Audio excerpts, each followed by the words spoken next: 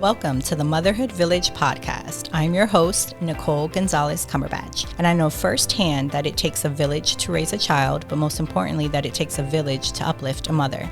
A mother's village is necessary and can take up many forms. Consider this podcast as part of your motherhood village. No matter the season of motherhood you're in, every conversation will give you more tools to add to your parenting toolbox, and you'll feel supported, inspired, and uplifted. So let's get into an informative and empowering conversation. Hello, and welcome to the Motherhood Village podcast. I'm your host, Nicole Cumberbatch. Today we have Sasha, who is the founder of two 501c3 nonprofits, Project Intentional Inc. and Lit Inc. She is also a wife, a mother of two, and a full-time LinkedIn employee. Woo! She's also a board member to two additional nonprofits, Better Being Foundation and Omaha Mom Prom, as well as a co-host to the podcast Be a Better Being, 8 years sober from alcohol. Sasha is a motivated, competitive, organized ball of energy. Her biggest passion is helping others. She believes that everyone should strive to become the best version of themselves. And she is a firm believer that there is enough real estate out there for us all to be successful. Amen. And she wants to leave her legacy in this world by making it a better place. Sasha, welcome. How are you today? Thank you. I'm wonderful. Thank you so much for having me. It is an honor to be here and spend some time with you today. Great. Okay, let's get into my icebreaker round. What is your favorite book or podcast or anything that you'd like to recommend as a resource to someone listening to this episode? Sure. So I have my own podcast. I don't even listen to myself. I've never listened to I've never listened to a single recording of mine. I don't have a podcast to suggest. Not a big reader. The books that I have read, the ones that have made profound impacts on me are David Goggins, Can't Hurt Me. And then additionally, I love Glennon Doyle's Untamed. Those two really spoke to my soul. They reminded me of who I am, why I am the way I am, and to continue being who I am. So I think, if anyone's looking to be like, man, I want to be me. Yes. I would suggest Glennon Doyle's Untamed. Oh, I couldn't agree with you more. That book was a game changer for me, a game changer. How has motherhood transformed you? How, is that even like a question? I don't even know the old me. I don't even think she ever even existed. It must have just been a dream. I am a completely different person. Prior to motherhood, I had no idea of the hardships that women faced. I had no idea what my potential was as a human being. My journey into motherhood has been nothing that I expected, anticipated. I thought I was going to have this beautiful Disney relationship and everything was going to be beautiful, and I was going to be painting nails and, pretense tea parties. And I had my daughter 9 weeks early. She spent 74 days in the NICU at the age of 22 months. She was diagnosed with level 3 autism. Nothing about motherhood has been typical for me. It's been a lot of grieving. It's been a lot of learning. It's been a lot of growing. Yeah. Thank you for being vulnerable in that. I think that's so profound, because I think in motherhood, we have this idea of what it's going to look like for us, and it changes, whether in many different ways. And grieving often comes up a lot of times in motherhood. I grieved the loss of my identity, my career identity. Who was I? Grieving comes up a lot, and we don't talk about that enough. It takes a village to raise a child and to uplift a mother. Who and what has been a part of your village? Who has helped you? There are way too many people for me to personally list, but the number one persons that I would say have had an impact on my motherhood journey would be my mother herself. On the days that I couldn't be in the NICU just because I was exhausted, I was hormonal, I was depleted. My mom spent all her waking moments in the NICU. Now, mind you, I have two children. They are 15 months apart. Kyan is the one. She's 4 years old now. She's a female. She has autism. I have a 3-year-old son. He's neurotypical. He's the light of my world. My mother has been my backbone. I've also been very fortunate to always have a nanny. Mm-hmm. And that's a luxury that most persons do not have. Mm-hmm. And then additionally, I've had my sisters, my husband, all of my friends. I have an incredible community. They are so strong and they're there for me. And so by the grace of God, I have this tribe that is around me, that loves me, that holds me, that wants to see me genuinely succeed. Yeah. And so there are way too many people to list, but I attribute a lot to my mother. I love that. Let's jump into the meat and potatoes of why we're here. I saw you on the Kelly Clarkson show, and I thought that was so amazing at what you do. Talk to me about, and I know you do a lot, and we can go into all of that, but tell me about your journey into creating Project Intentional. What was the inspiration behind creating it? What is your mission, and how do you hope to impact the community with Project Intentional? Yeah, so it all started with Kyan. Every single thing that I have done has been because of that little girl. She's a nonverbal world change agent. Like, that little girl has come here to completely dissect my life, make me a better person, and change this world. So in 2019, I was sitting in the nursery. I had one baby right here. I had the other baby right here. Draco was 3 months old. Kyan was 18 months old.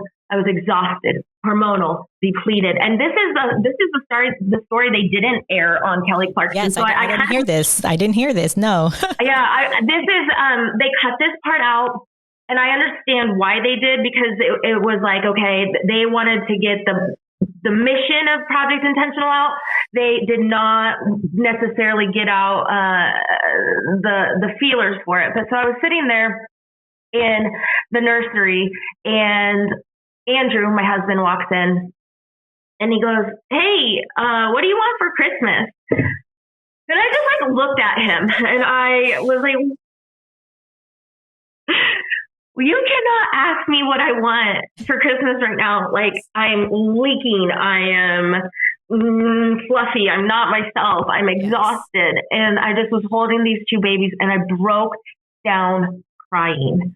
And I thought to myself, I don't have a single need or a single want. What a luxury. What a luxury. Yes. And how am I sitting here and I can call on my nanny, I can call on my mom, and I'm miserable. I work for an incredible company. I have outstanding health benefits. I have, like you mentioned, my tribe, my community, who's there constantly checking in on me, bringing us food, all these things. How do single moms do it? Yeah. How? I have everything at my fingertips, and I can't even do it. Mm-hmm. How do single moms do it, let alone single moms with children with special needs? Yeah. It blew my mind. So I looked at him and I said, "Andrew, I have to adopt a mom. I have to adopt a mom." And I went on social media and I posted on a group on Facebook, and I just said, I've just been overwhelmed with the amount of gratitude for the blessings that I have received and the support that I have. And I would love to adopt any of you that are in need during this holiday season. Please just let me know, type below, and I'd love to see how I can bless you. Oh, I had over 80 women respond. Oh 80. God. And let me tell you, what they wanted were socks. Wow. Underwear, basic needs. And I was like, girls, no. Like Christmas presents, like holiday, like a Kwanzaa, like what kind of self-care, something for you to have. Yes. What? Like, can I get you a toy? No, I really just am struggling to get pull-ups. I don't have enough money for my kids to have pajamas or coats or socks. And so at that moment, I just went into existential crisis mode. I leveraged everyone in my network, everyone that was in that social media group. And I decided, you know what, we're gonna do something. So I got all 80 of those moms adopted. And then in January of 2020, I leaned over to my sister and I said, that we can't just stop. Like, this is an issue. This is an issue. We can't just be like, oh, we did it. We're fabulous. High five. We adopted all these moms. Yes. Let's go shopping. Like, that's not how I work at all. Yeah. And so in February of 2020, we submitted all of the papers and were approved to become a 501c3 nonprofit. Our mission statement has changed. I'll tell you the old mission statement, and I'll tell you the new one, because this is expanding and blossoming into the most beautiful thing ever. But the old mission statement was, we collect items all year round and in turn offer them to moms in need. Our mission is to make it so that no mom or kiddo goes a holiday season without receiving a gift, making the season brighter and the load lighter. Ever since then, more and more needs have been opened up. We're seeing the truth of really what's going out there and how much women are struggling. And our new mission statement is intentionally restoring dignity in women and in children and families, one project at a time. So, you know, what you saw on Kelly Clark's was incredible, and I'm very thankful for that, but it was not even the tip of the iceberg.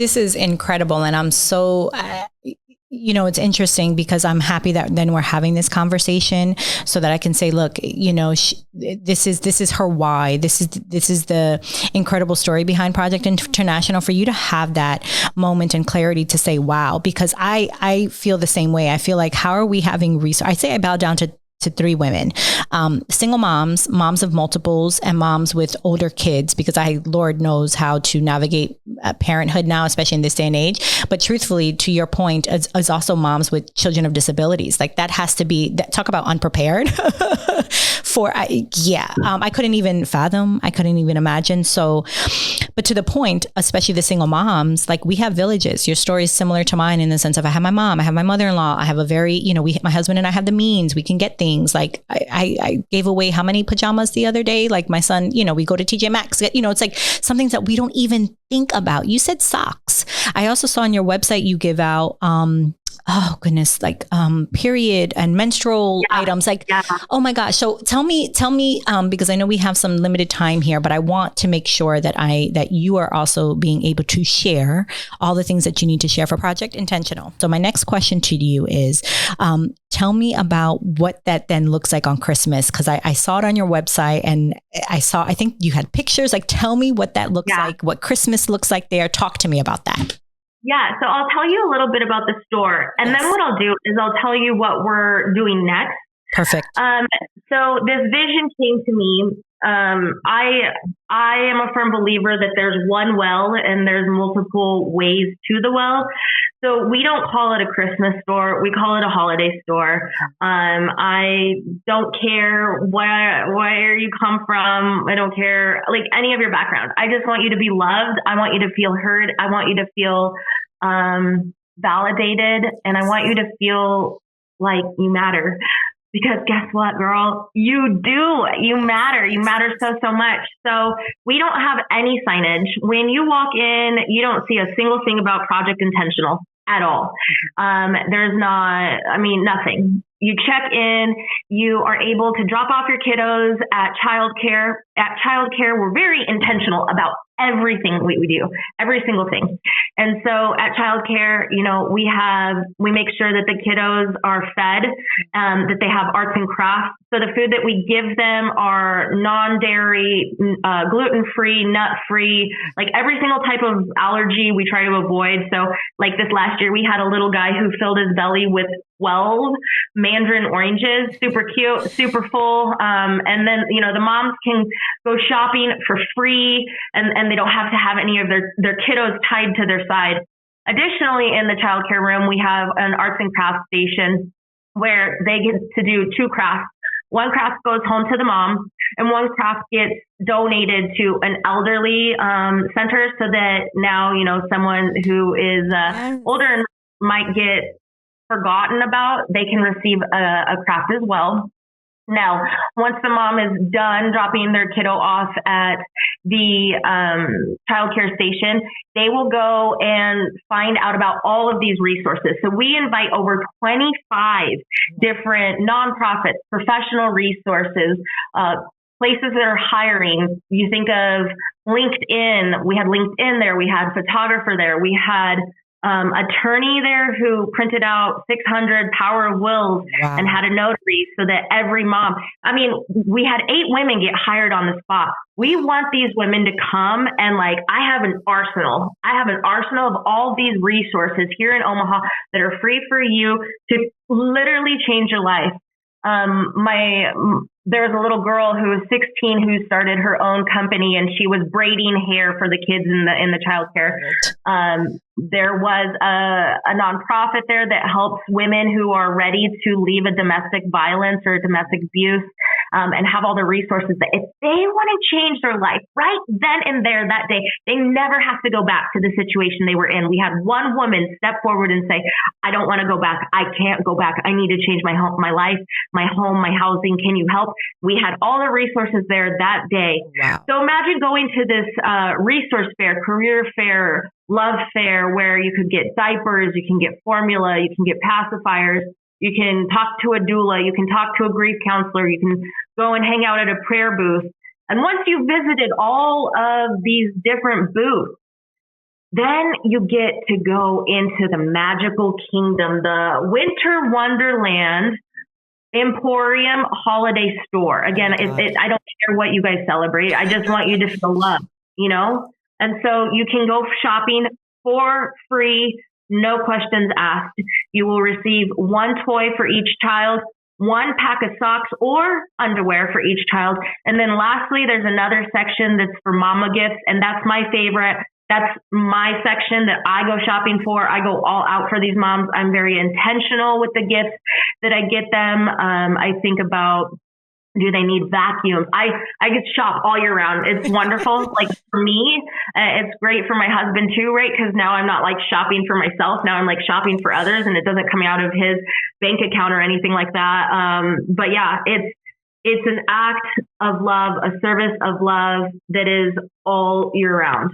Oh my God. I don't even know where to begin other than it's just so incredible. And for you to have that, and I want to jump in and be like, how the heck, you have the different positions. You have your career, you're a philanthropist, you juggle the different roles. I do want to say for anyone listening, because this is a motherhood podcast, how are you intentional to make sure, because you still have you said you have a nonverbal child, right? So let's talk about this. Yep. That's like that. Woo, that's a lot to impact there as well. But I want you to tell for any mother listening that might have a calling, that might want to do something, but they're like, listen, I have my kids, I have this. Speak on how you are intentional with that, because I know it cannot be easy, and what you do. And I hate the word balance, but how do you juggle those roles? How do you juggle the balls of everything? Yes. So I'm going to try not to cry. Yes. This is probably going to be my favorite part. I can talk about all of that all day, but I'm going to tell you guys, Number one, it's exactly that. I'm intentional with everything I do. My time. My time is the most beautiful asset that has ever been given to me. Yes. It's the most beautiful thing that you are given. It is the one thing that no matter what, no matter how much money, no matter what status you're in, whatever level you're in, your time, you will never get that back. Ever.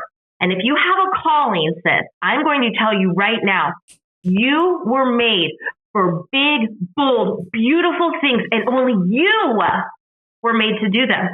So how do you do it? You be you. Lean into your gut. Lean into that intuition. You are a mother. You were gifted something that no one else was given. Your own personal intuition. Yes. What is it telling you? What were you supposed to do? If it was, I was supposed to open that door for that random stranger and I don't want him to make fun of me, do it. Mm-hmm. Do it.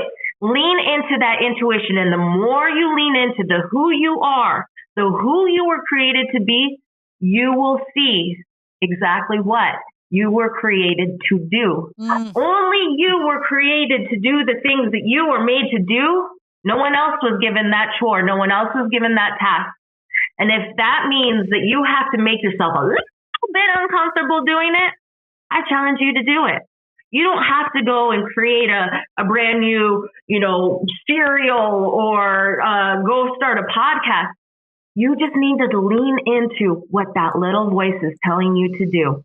And I promise, every little step that you intentionally take and you say, I can do this, I can be me, because it's what I was created to be, your life will blossom. Oh my God. I'm like snapping my fingers here. I'm like, amen, because yes. In essence, if you lean into your true gifts and everything will fall into place the way it's supposed to do. You will find a way to manage your time. You will find a way to juggle the things. You will find a way to do it because you're living intentionally. I love that, Sasha. Please tell me what's next for Project Intentional as we wind up here, and then how people can connect with you. Obviously, will be in the show notes, but how people can connect with you, and then what is next? Do you have an ask? How people can donate? And then your final thoughts. Yeah, sure. So last year, the babies and I drove from Omaha, that's where we reside, all the way to Mission Beach, California. My husband, my kiddos and I, and we were taking a sabbatical. And I was like, I'm going to be national. Everything's going to be national. And everyone's going to know about Project Intentional. And you know what happened? God sat there and he said, no, Sasha, he's not. You want to heal the United States. Yes, girl, you do, don't you? And I said, yeah, of course, I do. I want to heal the United States. He said, how do you heal the body? Well, I don't know. He goes, you heal by focusing on the organs. Yes. Okay. So I'm in the heartland. And he said, not just the heartland. You're in Omaha. You're right smack dab in the middle. You're not going to just focus on the heartland. You're going to focus on the heart. We are just going to literally focus on our cities. We're focusing on the heart of the United States, right smack dab in the middle in Omaha, Nebraska. And we don't need to take mission trips because our city is going to be our mission trip. We are going to be providing menstrual products for females who are and non-binary and whatever you identify. Don't care. Want to love you for those fighting period poverty. And that's just the beginning of it. We are going to be the change that needs to happen in our city so that other people can come and say, what did this city do? How did you do it? And we're going to say one intentional project at a time. I love that. I think staying with your core is, listen, when I started the Motherhood Village, I had the same thing. You and I are so similar on many different levels. And my husband was like, babe, he's like, you make change. Cause I was like, social media and I need to go big. And he's like, no. He's like, you have to focus on your local community and then it will go from there. So I am with you. I love that. I reached out to you because I would love to see how I can be intentional with that here in South Florida. So we can talk offhand about that, but please tell me how people can follow you, how people can connect with Project Intentional, can donate, and then your final thoughts. Yeah. So you can donate monetary. One thing that you can always do is just send us positive vibes. You can find us on social media at Project Intentional. Our website is www.projectintentional.com. If you don't have the money to donate, it doesn't matter. Pray for us. Yeah. Speak love to us. If you don't pray, manifest an abundance of love for us and an abundance of faith. Those are the things that I'm manifesting this year. That's the only things that are on my vision board is an abundance of love and an abundance of faith, because I know that with those two things, my higher power will be able to use me as a vessel to continue to be the change that we all want to see. Powerful, powerful words. Sasha, you are an inspiration. Thank you for the work that you are doing. Are there any other parting words that you want to say to maybe a mom listening to this? And then we'll part from there. Yeah, girl, you were given this child, and I hated this saying. Everything happens for a reason. Yeah. And when, everyone kept saying that about Kyan and I, and it was such a struggle because I was like, you guys don't understand this. This is not, yes, it is true. Everything happens for a reason. This child, even if they're your biggest struggle, they were given to you because only you can do what you do, and that's be you, and that's be their mother. So continue pushing on, continue being yourself. Extend grace to yourself. You are a magical human being that is put on this earth to be you. We love you. I love you. You matter.